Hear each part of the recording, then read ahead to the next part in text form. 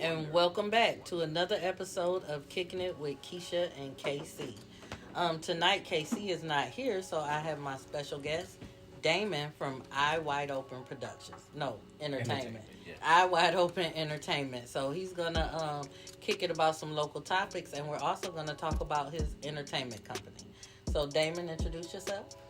I'm Damon Wright, CEO of Eye Wide Open Entertainment. Let's see, what else can I say? I'm a young entrepreneur, new to the game. Trying to start out here with comedy and try to build up with comedy. Let's see, just risk.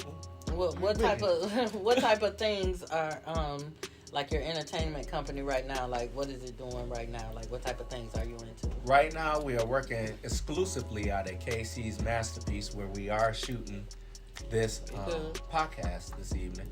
But we're exclusively here, and what we're trying to do is just build a different array of daily activities from Wednesday through Sundays. Like, we're trying to build a after work affair, maybe for Wednesdays. We're trying to do some other things for Thursday and Friday. We have our day party that's going on right now, the Cool Day Party that's going on right now every Saturday from 12 to 6. Every Saturday here, right? Right here at KC's Masterpiece, 18212 West 7 Mile. Yeah, and we'll put the address down below too, or at the end somewhere. And then on Sundays, or every other Sunday, we have right now going on comedy, Grown and Sexy comedy that's being put on by Eye Wide Open Entertainment and D Jones. Okay, yeah, I know D Jones too. He's pretty funny. I've actually caught him at a couple of comedy shows before, so I've seen him live. Okay, so now what exactly, like, as far as like just your vision of this company, how did that come about? Well, it actually started in 2015 or 16. And my brother, who is Sean P. Entertainment, he was putting on his vagina monologues as he does every year in February here. And so my mother's birthday correlated with one of his shows. And so I was like, well, man, why don't I just put something together, talk to him about tickets, try to get them and put a package together, because it was a place where I wanted to take them to eat. I can't remember the name of the place, but it was right around the corner from the venue that he had. So I was like, well, let me put a package together. I never did get able to get that package together, but from that, I was thinking of a company name, and then Eye Wide Open, your third eye being open, you can see clearly. You see things other people don't see. And so that's how that came about, at least the name. And then the colors red, black, and green, that goes without saying. You know what I'm saying? But then it went from there, but then it got put on the burner. And then in 2021, I was able to start it up with my brother, Sean P. Okay. He had called me one day and told me to come check him out at Ray's Boom Boom Room. And so I came and checked him out because he had comedy shows there every Tuesday. Okay. Well, not every Tuesday, but one Tuesday every month. Okay. And so from there, he brought me in. He took me to some places, showed me some community, introduced me to some comedians and D. Jones and Big Shorty and a couple other people. And then it just went from there. And then from there, I said, well, let's just not do comedy. Let's truly entertain, because there's different segments of the community that want different things. Right. So you can accommodate each person. And, if you like this, we have this on this night. Exactly. And if you like this, we have this on that night. Okay. You might like karaoke, because every other Sunday we're going to have karaoke. So maybe you want to do karaoke on Sundays. On Wednesdays, we're trying to do that after work affair. Okay. So maybe you want to come through after work and get a massage, on your back, or your feet massage or something, while you're sipping on some free wine that you'll be able to get during that time. While supplies last. Free wine. We get that free wine. It's like, and a foot massage. We're trying to get this all up and running by at least, by the latest, we're saying maybe 4th of July week of 4th of July. Okay. Have everything rolling smoothly. But right now we do have the day party on Saturdays, 12 to 6. And we also have every other Sunday the comedy, Grown and Sexy comedy. I was able to come this past Sunday and check out a show. So definitely will support some more the things you have going on. So good luck to your entertainment company. I appreciate you being here today too. I appreciate you having me. Yeah. So we were going to talk about some local topics, some things going on, and we're talking about the 16-year-old that's being charged for out joyriding with his friend, 16, and then they had an 11-year-old in the car as well, and the 11-year-old died. So now the 16-year-old is being charged with like reckless homicide, fleeing and eluding the police, and a couple of other charges. So it's just unfortunate that, you know, at this age, his teenage years, you just out having fun, and then it turns deadly, and now you're being robbed of your future. Yeah, not just of your future, of your youth. Mm-hmm. Being robbed of your youth, because you have to understand, you'll probably get some time, maybe, hopefully not, maybe. I mean, I don't think maybe they won't be as harsh on him because of the bond that they gave him. They only gave him a $3,000 cash surety bond. So I'm figuring with that bond, they're not going to be so harsh on him, understanding that maybe he had his parents' car, because it wasn't a stolen car. They didn't say anything about it being stolen. So maybe it was a relative's or a family's car. And now they're seeing, you know, he just took it. We're not going to, we'll punish him to understand and let him know that this is real and a life was lost. But maybe they'll show leniency and allow him not to go to prison, maybe, or maybe not just community service, but something, but not. Now, they said that the boys were from Pontiac. Yes. So do you think it makes a difference that they were joyriding in Detroit and the incident happened in Wayne County, and Wayne County is, you know, tends to be a little bit more lenient sometimes, as I guess in other counties. Kind of, you know what I'm saying? They're so, and then Pontiac being Oakland County, you think it would have been more harsh for them? Yes. Oh, definitely. You in Oakland, Macomb, St. Clair County, as a young black man, young black men. Yeah. Oh, I mean, you're cooked. You're cooked. They do show a little more leniency, which is good. Like I said, like it showed in that bond. So, yeah, you're not getting any breaks in Oakland, Macomb, or St. Clair. Right. Praying for their families, because now, you know, unfortunately, you're losing a child. You know, and that's the harsh thing about the whole thing. I mean, it went from joyriding where you were having fun to death, and that's traumatizing on the family, of course, but then also on the other teens that were in the vehicle and then their families, and it's just a losing a whirlwind of losing a friend is just a whirlwind of unfortunate circumstances. Yeah, I couldn't imagine. My heart really goes out to the family, so sending love and energy out to them. Switch over to another note. We were talking about this dating pool out here. We were. And it's funny because I was scrolling on Facebook and somebody said it's pee in the dating pool. And it's like, it literally is. Like, the pickings are very slim. Like, these guys out here, they don't have themselves together. And you trying to date. Like, and then to, you know, want to say, you know, I'm a manly man. Well, a real man to me, if you're going to get out here and you want to be in the dating game, dating different women or dating one person, you need to be financially stable to do that. You can't come into the dating game and you live in check to check. You know, you still trying to get yourself together. If you can't maintain, though, if you barely maintaining. Well, maybe you shouldn't be out there trying to take every woman out or buy everyone a drink or something, but should they not date, though? Should they not have a companion because they're living paycheck to paycheck? Maybe not looking for a deeper relationship, I guess. If I can understand, you know, that, but can't we just go out and first learn to be friends and then take it from there? I guess. I mean, you guess. I mean, you know the man works. You know he has a place. Probably has a vehicle. Poor money management. But babe, that's something you can teach him as a friend. But some men sometimes get intimidated their by pride and somebody that may have themselves, you know what I'm saying, together a little bit. Maybe find an alternative way to do it. Like instead of being straightforward. Maybe I don't know. I'm not a woman. I'm saying, you know, as a man, if you know what I'm saying, you really, you know, okay, you out here, you on the dating game, you really ain't got much to work with, you know. So, what would be your advice as far my as advice to that brother would be honest, be straight up, let him know. Listen, I have my own. I don't have where I want to be at, but I'm gonna get there. But in the meantime, I might not be able to offer you material things.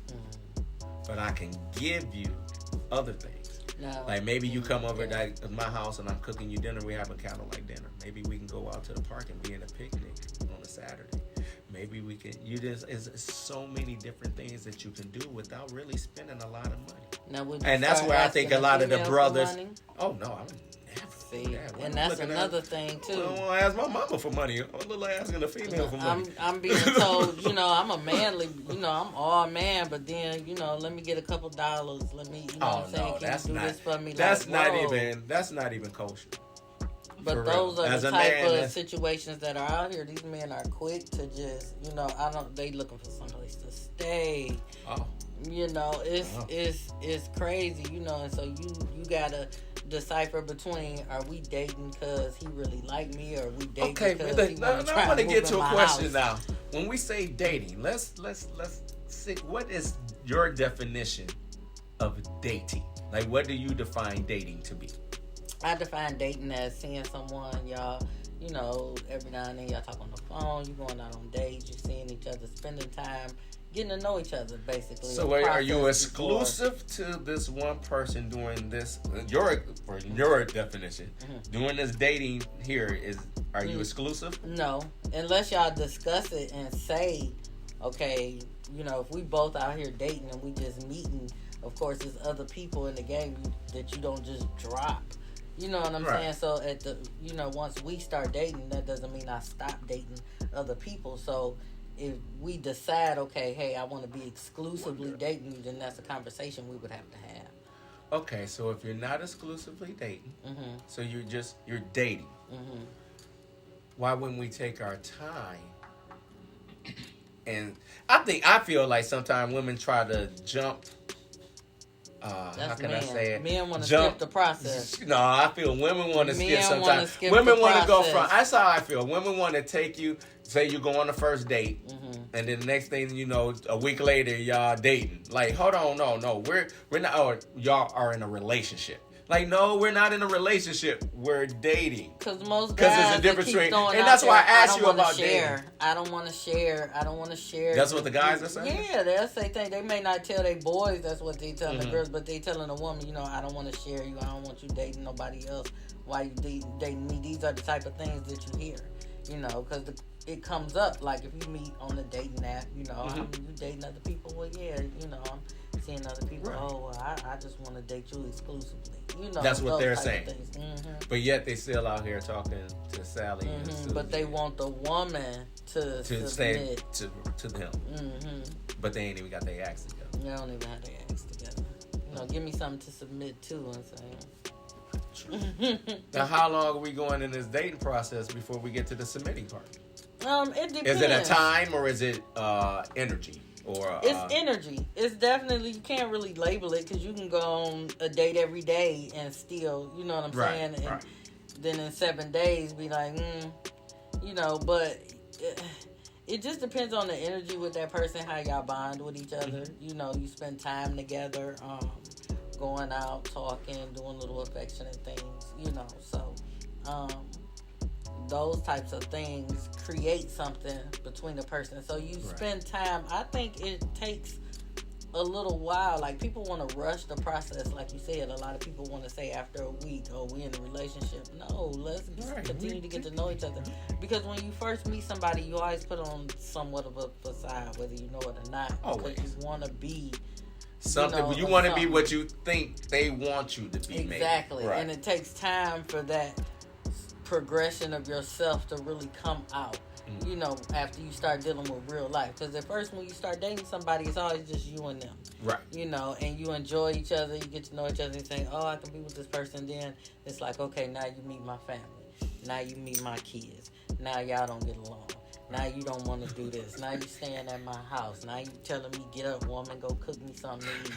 You know what I'm saying? It's like things start changing. It's like, whoa, where did this come from? Like, once life bills start kicking in, if y'all decide, okay, now we're going to move in together to further this process. And then it's like, he don't want to pay no bills. He just quit his job. He going to live. Not saying that that's the only scenario, but usually you start finding out about a person later on, and it takes a couple months sometimes, almost a year. Yeah, I would say that. Now, so I would can you say move in with that person? Because I heard you like, it sounded like he's like, woman, go get me something to eat. Were y'all living together? I think, no. Oh, but okay. I think some people want to rush to live together, but I think you should keep your separate places for at least a year just to... And I would agree with you 1,000% because I used to be one of those people that thought you needed to go and live together. But you don't. You should keep your separate spaces. Mm-hmm. And you're right, at least at the minimum a year. Mm-hmm. That's a minimum. Mm-hmm. Until you're really sure that's what you guys want to do. Mm-hmm. Yeah, I agree with that. And then you can really get to know each other. Yeah. Spending that time because Right. it's still like and you're still going back to your own space and you're getting your own piece that you need to get to get yourself back together. And it's a test. Having that still free time during that long period of time. You know what I'm saying? Will you be faithful? Right. You know, she at home chilling. You might not see her for 2 days. He at home chilling. You might not see him for 2 days. You gonna creep on them? Are you faithful? Just because y'all not staying together? Right. Because some people look at it like, oh, we don't live together, so I still kind of do what I want to do, and it's like that don't make it right. No. You know, not if you're in a relationship. If you're dating, exactly. it's If cool. you're just dating, if you're it's just okay. dating, yeah. So I think like after a couple of months of dating, then maybe had a conversation of let's start dating. Exclusively. Dating exclusively. Right. And then maybe deciding, hey, well, this is what you got to have them conversations, and that's what you do, and that's what the conversations. Mm-hmm. And I feel a lot of women are scared of that conversation. But you have to have the conversation of what you expect out of this person. You have to. You have to let this person know your core moral beliefs. Mm-hmm. You know, because sometimes until something comes up, you don't know. And then it's like, wow, I never know you believe that. Or, you know, some people have strong feelings against political differences, political party differences. They find out later on when it comes time to vote. Or you a Republican? Right. I didn't know you was Republican. Now all this love y'all had, now y'all fighting. Y'all beefing. She don't want to be with you. Or he don't want to be with her. You know, because of those situations. So it's like, y'all never talked about this. Well, it didn't come up. You know. So it's some things that need to get out there. Because people think things that one person might see as small. And some people see it as a big obstacle, a deal breaker. Right. So you have to get on those same lines. How you raise your children. Oh, that's big. Ooh. That's very big because some people believe in spanking, some people don't. Some believe in verbal discipline, some don't. Some people don't even believe in discipline at all. At all. So these are conversations. The hard conversations to have are the ones you have to have. They may make you uncomfortable, but you have to step outside of your comfort zone in order to protect your peace and keep a peaceful flow going. Right. You know. And don't skip the process. Right. Now, skipping the car, I said, I want to go back to the beginning. Okay. When you said it was pee in the dating pool. Yeah. Okay. Now, with pee being in the dating pool, what is some advice? Because you asked me about advice I would give to brothers. What advice would you give to the brothers out here coming from a woman's perspective? Or what you guys would expect from a man, say, if you come to his apartment for the first time or for the fifth? What do you expect when you get there? From that man, what you expect at the minimum for that man to do? I mean, or have, or to be, as far as like you said, like just the fourth or fifth time I'm coming to his home.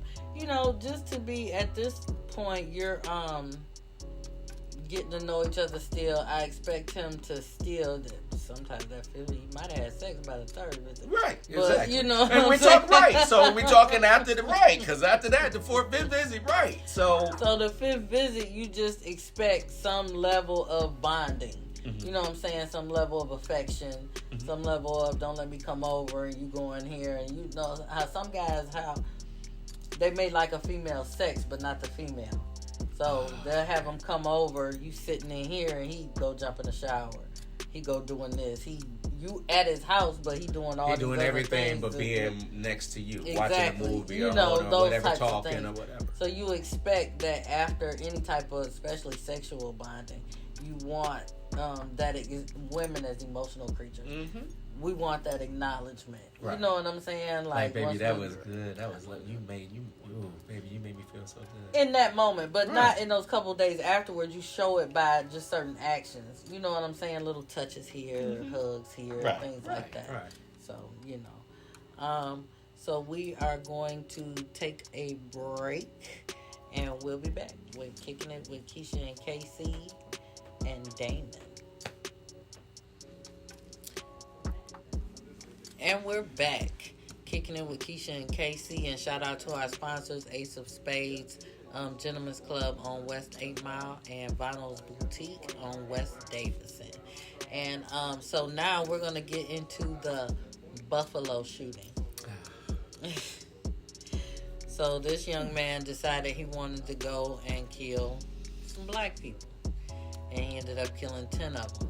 And then I think they said three other people were hurt, had some other injuries. And, his family was saying he wasn't racist. He just snapped due to COVID, the pandemic, and things like that. He had just gotten COVID not that long ago. Just ridiculous excuses, and then saying, he wrote a manifesto. Yeah, and then saying, we're not racist. But when you have to say that, it's like, okay. The question is, where did he get it from? Right. He's 18 years old. I mean, he hasn't really been out in society besides school. Where else has he been in society? He's 18 years old, so he's getting it at home. That's home learning. That's home training. That's home training. Exactly. And you learn those types of things growing up throughout your life, and it builds. He didn't just wake up one day and say, you know what, I'm just going to shoot some black people. Right. This is something that's been building, things that he's been hearing over the years, and a lot of people forget children take in things when they're young.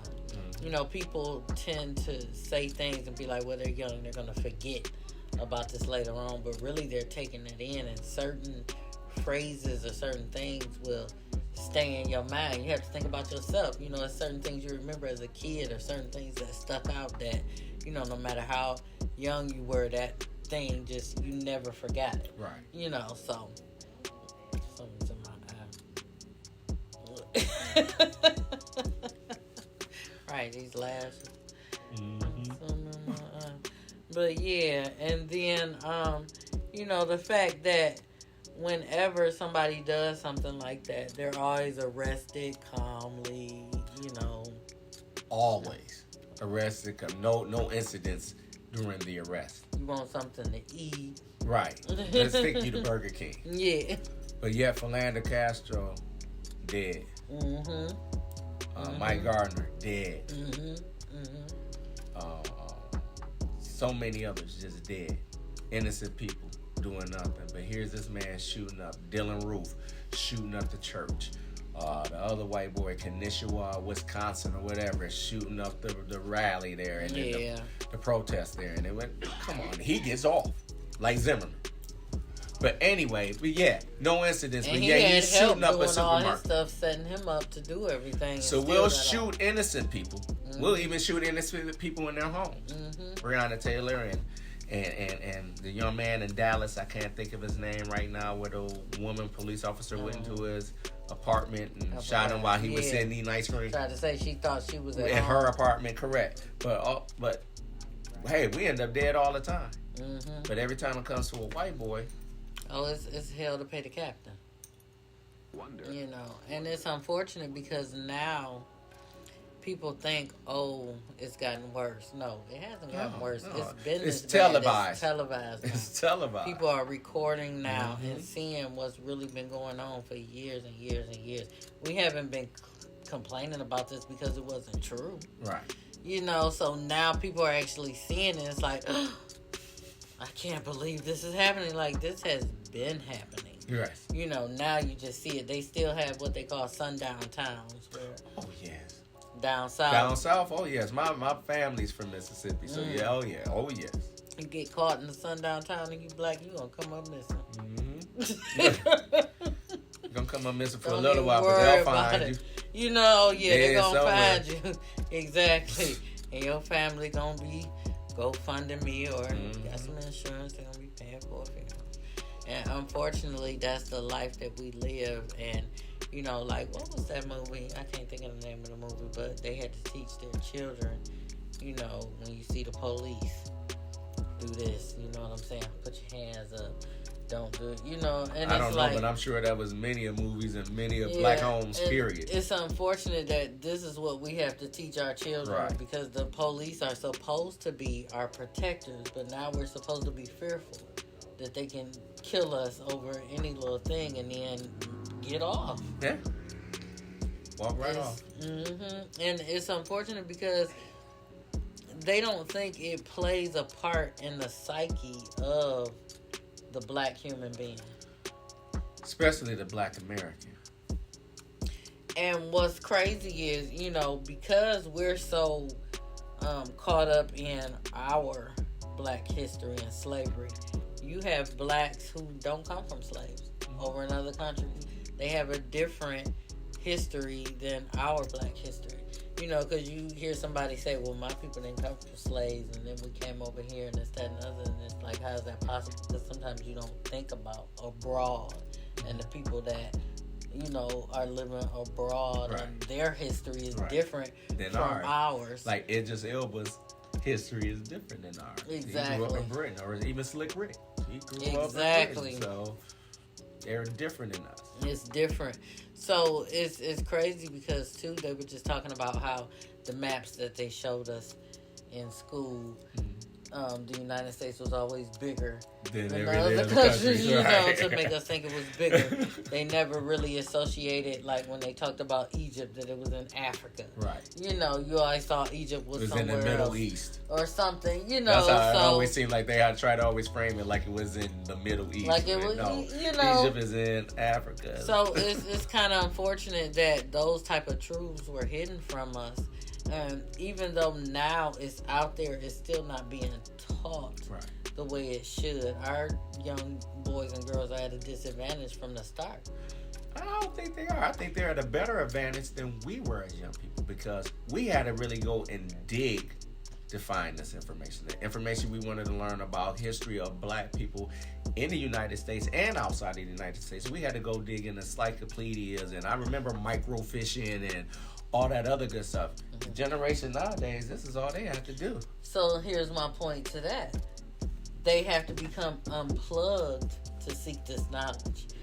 Everybody, they'll Google something and think, oh, whatever pops up. It's truth, but it's not right. Nobody's doing any type of real research. Right. You ask people, biblical scholars or people just say, oh, I know the Bible. Okay, well, where were the books that were removed from the Bible? Right. They're apocryphal. You know what I'm saying? And how about the other ones that's in the Catholic Bible, which is different than the Bibles we grew up with? Because they have additional canons in theirs, in the Old Testament part of the Book of Enoch being removed because they don't want us to even think about the things that he said happened. It's like, no, they don't need that. Right. So because it was tampered with and things like that, but people still take it as law. I always wonder why they didn't have the Maccabees in the regular Bible, because that's what talks about Hanukkah. But they're not going to do that. Why does Greek mythology speak about Jesus? Go even deeper. When when Jesus was during the time of Jesus, the seers couldn't prophesy. So it's like, why, if that was a myth, right? So was either Jesus was a myth or that was a myth. So which one is it? So yeah, it's just crazy that like we said, as soon as an allegation is made, bam, you lose your show. You lose your show. You lose your endorsement. And endorsements are usually sometimes worse than losing the show. Exactly. So it's kind of crazy that a lot of the people that you looked at one way, like say, even if you put that seed there, now you looking at them like, damn, well, did he do it or did he not? Is she a liar? I mean, we can even talk about, say, with the Amber Heard and Johnny Depp case. Now, that's a lot of he say, she say. You know what I'm saying? But it ain't sounding like hers is too good. She was abusive, right. But they making it seem like she was really crazy. Yeah, she was really crazy. But now that allegation is out there, and it's going to stick with him. Bill Cosby, that no matter what, that allegation is going to stick with him. Exactly. R. Kelly's, of course, is going to stick with him forever. R. Kelly needed some help. The people that was around him should have went to jail too. That was sitting there allowing the parents going and whispering in the girls' ears, "Hey, R. Kelly wants to talk to you." The parents. But my thing is, I don't like when people still don't try to give R. Kelly the accountability that he has for it. Because at the end of the day, no matter what someone set up for you, you have to still go through that. The parents that took their children to the shows, and then they should be went held to accountable. back. They let him take them backstage, knowing he already had these types of allegations Right. against him. So now, I'm gonna take my child to this concert. Why? In hopes that she meets R. Kelly and gets a record deal. So you're going to basically pimp your daughter out. You're trying to live vicariously through your child. And so you allow R. Kelly to do these things because you're hoping you're going to get a payout. Right. It's all worth it in the end. But then when it doesn't work out, he done gave your daughter herpes. He done shaved her hair, made her act like a boy. He, treating her like a dog. She got to pee in a bucket. She can't leave the house. He filming her, peeing on her, doing all type of stuff. Now you want to scream, cry wolf, so to speak. I mean, you can scream it because it's still true, and no matter what, he's still culpable for what he did.